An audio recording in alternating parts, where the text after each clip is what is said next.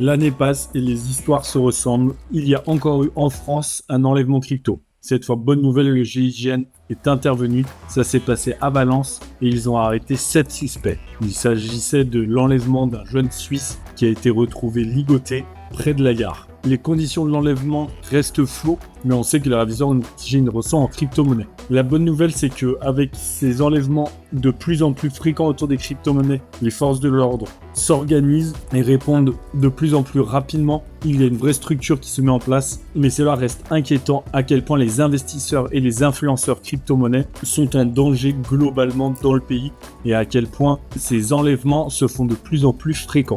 Comme d'habitude, on ne peut que vous inviter à être très prudent. Comme d'habitude, on vous rappelle que le Best Wallet vous permet d'avoir un portefeuille crypto sans KYC, sans vérification de votre identité. Vous pouvez donc rester totalement anonyme tout en ayant accès à un portefeuille crypto plus que performant, déjà utilisé par plus d'un demi-million de personnes. On avait fait une vidéo dédiée, n'hésitez pas à aller la voir si jamais vous êtes intéressé. Et n'oubliez pas de vraiment rester prudent, de faire attention à votre sécurité physique et à ce que vous partagez sur les réseaux.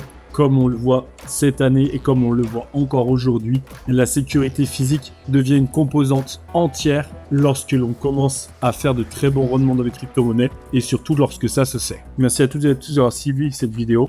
Abonnez-vous pour n'en manquer aucune et à très vite pour la prochaine.